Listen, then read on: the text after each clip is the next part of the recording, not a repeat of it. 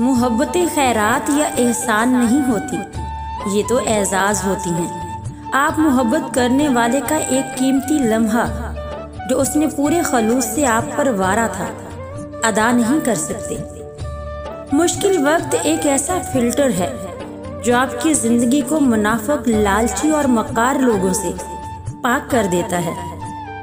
कुछ लोगों के, कुछ अपनों के और कुछ दोस्तों के वो तल्ख लहजे में बोले गए कुछ जुमले कभी भी नहीं भुलाए जा सकते।